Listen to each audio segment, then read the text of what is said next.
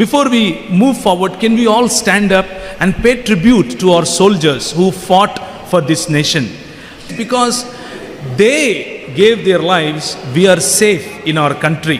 మన దేశంలో మనము చక్కగా నిద్రపోతున్నాము గుండెల మీద చేసుకుని అంటే మన దేశంలో ఉన్నటువంటి సైనిక బృందం మన కోసం పాటుపడి పని చేయటం, మన మధ్యలో అలాగే మన కోసం మన సమాజం కోసం పనిచేసే వాళ్ళల్లో పోలీసు యంత్రాంగంలో ఉన్నవారు కూడా ఉన్నారు. వారి పక్షంగా వచ్చినటువంటి సహోదరి మన మధ్య ఉన్నారు. ఆమె వచ్చి ప్రార్థిస్తారు వారి కుటుంబాల కొరకు, వారు విడిచిపెట్టినటువంటి కుటుంబాలు, తర్వాత వారు ఏ రెజిమెంట్స్లో అయితే ఉన్నారో ఆ రెజిమెంట్స్లో ఉన్న సైనికుల కొరకు, వారందరి కొరకు ప్రార్థన చేద్దాం. 2 నిమిషాలు మౌనం వహించి ఆ కుటుంబాల గురించి మనం ధ్యానించి వారి కోసం ప్రార్థన చేద్దాం. ఆ తర్వాత మన మధ్యలో ఉన్నటువంటి సహోదరి ముందుకు వచ్చి ప్రార్థన చేస్తారు. Let us pay 2 minutes of tribute to those who suffered their lives, who actually sacrificed their lives for our sake and for our country's sake. 2 minutes please. So మన దేశ సోల్జర్స్, మన దేశానికి మన కోసం పనిచేస్తున్నటువంటి మన సైనిక బృందం కోసం మనము వారు చేస్తున్నటువంటి ఆ త్యాగానికి గౌరవంగా లేచి నిలబడ్డాం. ప్రభువును మనం ఘనపరిచాం. అలాంటి వారికి ఇచ్చినటువంటి ధైర్యాన్ని బట్టి ప్రభువును ఘనపరిచాం. అలాగే వారు విడిచిపెట్టినటువంటి కుటుంబాల గురించి కూడా మనం ప్రార్థించాం. ఇక ఒకసారి ఆలోచించినట్లయితే ఆ సైనికులు ఎవరి కోసం పోరాడుతున్నారు అన్నది ప్రశ్న.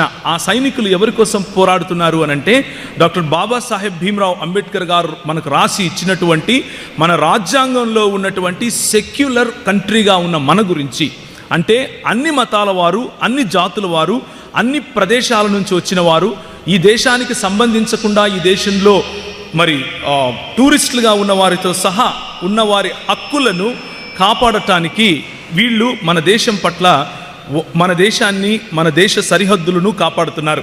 ఇలాంటి నేపథ్యంలో మనం ఒకసారి కనుక జ్ఞాపకం చేస్తే they are fighting for the constitutional citizens of this India, not for those who claim to be the only citizens of India based on a religion or based on a caste or based on a creed or based on the ethnicity. వాళ్ళకున్నటువంటి నేపథ్యం, వాళ్ళకున్నటువంటి కుల నేపథ్యం కావచ్చు, వారికి ఉన్నటువంటి మత ప్రాతిపదిక కావచ్చు, లేకపోతే వారికి ఉన్నటువంటి సాంఘిక ప్రాతిపదిక కావచ్చు, దానికోసం వారు పోరాడలేదు.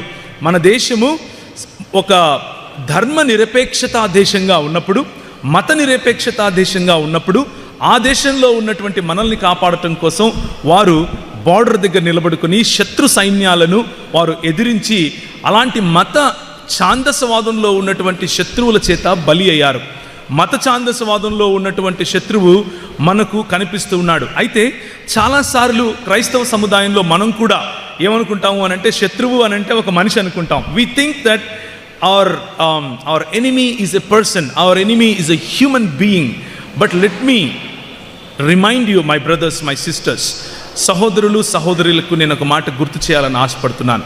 మన శత్రువు వ్యక్తులు కాదు, మన శత్రువు మనిషి కాదు, మన శత్రువు భావజాలం, మన శత్రువు దురాత్మ సమూహములైనటువంటి లేకపోతే అంధకార సంబంధమైనటువంటి దురాత్మ సమూహాలు.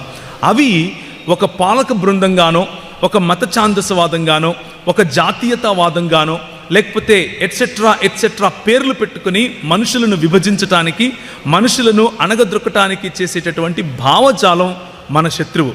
దానినే మనము దేవునికి వ్యతిరేకమైనటువంటి భావజాలంగాను, దేవుని రాజ్యానికి వ్యతిరేకమైనటువంటి భావజాలంగాను చూస్తున్నాం. ఆ భావజాలం కోసం, ఆ భావజాలాన్ని చెరపట్టి క్రీస్తు పాదాల దగ్గరికి తీసుకుని రావటం కోసం క్రైస్తవ సముదాయం, క్రైస్తవ సంఘం పనిచేస్తూ ఉంది. అందుకే దేవుని రాజ్య విస్తరణ, అందుకే దేవుని రాజ్య స్థాపన, అందుకే ప్రతి రంగంలోనూ యేసు క్రీస్తు యొక్క ప్రభుత్వం యొక్క స్థాపన అన్నది మన అంశంగా పెట్టుకొని ముందుకెళ్తున్నాం. దీన్ని గమనించండి. Let me remind you once again, our enemy is not a human being, our enemy is not an organization, our enemy is not a cluster of people that work to get together, but our enemy is the ideology that works against the human beings, ideology that works against the kingdom of God. దేవుని రాజ్యానికి వ్యతిరేకంగాను, దేవుని యొక్క చిత్తానికి వ్యతిరేకంగాను పనిచేసే భావజాలం మనకు శత్రువు. దానినే సాతాను యొక్క సమూహము అని మనం పిలుస్తున్నాం. కనుక ఒకవేళ కూర్చున్న వారు ఎవరికైనా సరే, let me remind you once again, మన శత్రువు ఆర్ఎస్ఎస్లో పనిచేసేటటువంటి వారు కాదు, మన శత్రువులు ఇస్లామిక్ తీవ్రవాదులు కాదు, మన శత్రువులు దేవుడు లేడు అని చెప్పేటటువంటి మత ఛాందసవాదులు. ఏ మత ఛాందసం? నాస్తికవాదం అనే మత ఛాందసవాదులు కాదు. కానీ మన శత్రువు మనుధర్మవాదం, మన శత్రువు ఇస్లామీ వాదం, మన శత్రువు ఈ మనుషులను విభజించి పాలించాలనుకున్నటువంటి, మనుషులను అనగద్రొక్కాలనుకున్నటువంటి ప్రతి భావజాలం. So let us be very careful in distinguishing between human beings and the ideologies. We love Muslims. Do we love Muslims? Can you please raise your hands who love Muslims? Let us praise God for our Muslim brothers and sisters. We love Hindu brothers and sisters. Do we love Hindu brothers or not? Raise your hands and say, praise the Lord for Hindu brothers and sisters. And the same thing goes with every human being in this country. ఈ దేశంలో ఉన్న ప్రతి మానవుని పట్ల మన ప్రేమ ఉంది. అదే ప్రభు మనకు చెప్పాడు. కానీ we do not love any ideology that divides people. We do not love any ideology that suppresses people.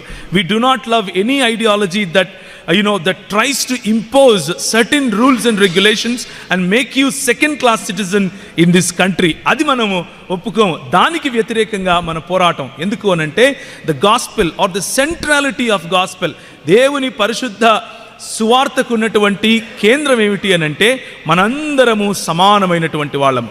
We all are one. We all are equal in creation, in the fall, in redemption, in resurrection, and also in going together with our Father or with our Lord. మనము చేయబడటంలో లేకపోతే సృష్టిలో మనము సమానంగా ఉన్నాం, పతనంలో సమానంగా ఉన్నాం, ప్రభు యొక్క మరణంలో సమానంగా ఉన్నాం, పునరుత్థానంలో మనము తిరిగి సమానంగా వస్తాం, దేవుని యొక్క రాజ్యంలో పాలకులంగా కూడా సమానంగా ఉంటాం. అది మన భావజాలం. సమానవాదం లేకపోతే సామ్యవాదం మన భావజాలం.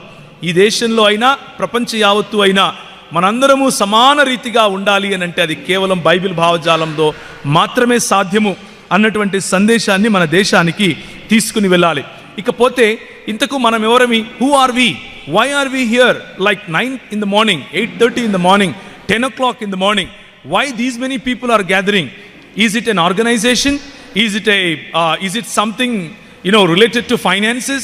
Is it something related to a caste? మనం ఒక కులానికి చెందిన వారమా? మనం ఒక ఆర్గనైజేషన్కి చెందిన వాళ్ళమా? మనకేదైనా ఒక పొలిటికల్ అజెండా ఉందా? ఏమీ లేదు. Who are we? We are people who are set apart for the glory of God. దేవుని యొక్క మహిమ కొరకు ప్రత్యేకింపబడిన వాళ్ళం. దేవుని యొక్క సామ్రాజ్యాన్ని, యేసుక్రీస్తు యొక్క సమానత్వవాదాన్ని, యేసుక్రీస్తు యొక్క అందరి కొరకు ఆయన ఇచ్చినటువంటి రక్తము అన్నటువంటి వాదాన్ని ప్రజల వద్దకు తీసుకుని వెళ్ళటానికి ఒక నెట్వర్క్గా మనం కలిసి వచ్చాం. We are from various churches, we are from various organizations, we are from various parts of our state and sometimes even various parts of India. ఎందుకు కలిసి వచ్చాం అనంటే విత్ వన్ విజన్, ఒకే ఒక దర్శనం ఉంది. ఏంటా దర్శనం? యేసు క్రీస్తు యొక్క రాజ్య స్థాపన, యేసు క్రీస్తు యొక్క ప్రాతినిధ్యం. ప్రతి చోట, ప్రతి రంగంలో, ప్రతి దేశంలోని ప్రతి భాగంలో, భూభాగంలో యేసు క్రీస్తు యొక్క భావజాలానికి ప్రతినిధులుగా ఉండటం కోసం మనం వచ్చాం. కాబట్టి let us not talk about our denominational barriers. Let us not talk about the theological differences. We are here. మనం ఎందుకున్నాము అనంటే మన థియోలాజికల్ డిఫరెన్సెస్ మాట్లాడుకోవటం కోసం కాదు, మనం ఉన్నది సమానత్వం చెప్పటం కోసం. ఎస్, మన మధ్యలో మీ యొక్క అవగాహనకు నా యొక్క అవగాహనకు తేడా ఉంది. అయినప్పటికీ మనిద్దరము యేసుక్రీస్తు యొక్క రక్తం చేత కొనబడి వారం, మనిద్దరము యేసుక్రీస్తు యొక్క రాజ్యాన్ని స్థాపించటానికి ఉన్నవాళ్ళము అని మనము జ్ఞాపకం చేసుకోవాలి. చివరిగా the purpose of this meeting, ఎందుకు మనం ఇక్కడ ఉన్నాం అనంటే, మనము ఈ మీటింగ్లు అయిపోయిన తర్వాత కత్తులు కటార్లు పట్టుకుని బయటికి వెళ్ళి ఏదో చేసేయాలి, లేకపోతే ఒక పొలిటికల్ పార్టీ బట్టి ప్రజలను కొట్టేయాలి అని కాదు. Let me tell you very clearly, మన వ్యూహం ఒకటే. Our strategy or our vision is one, and that strategy is united we stand for the kingdom of God. దేవుని యొక్క రాజ్యం కోసం ఏకత్రితమై కలిసి ఐక్యమత్యంతో ఈ భావజాలాన్ని, ఈ వాయిస్ని మన పాలకులకు వినబడేలా మనము మాట్లాడాలి. మన పాలకులకు వినబడేలా మనం వినిపించాలి. అది మనకున్నటువంటి దర్శనం, అది మనకున్నటువంటి వ్యూహం. ఆ వ్యూహంలో భాగంగానే మనం ఈ కాన్ఫరెన్సెస్ చేస్తున్నాం. ఆ వ్యూహంలో భాగంగానే మీరు రాత్రంతా ప్రయాణం చేసి ఇక్కడికి వచ్చారు. ఆ వ్యూహంలో భాగంగానే ఈ నగరంలో ఉన్న వాళ్ళు కూడా వాళ్ళ పనులు విడిచిపెట్టుకుని మనం వచ్చాం. So let us be mindful of what our strategy is. ఈరోజు మధ్యాహ్నం ప్రార్థించే సమయంలో as a part of our strategy మనకున్నటువంటి వ్యూహంలో భాగంగా we will learn about the contribution that we made in building this country. ఈ దేశాన్ని నిర్మించటానికి భారతీయ క్రైస్తవ సముదాయం ఏ విధంగా తోడ్పడింది అన్నది మనం మాట్లాడుతాం. our strategy is to educate people.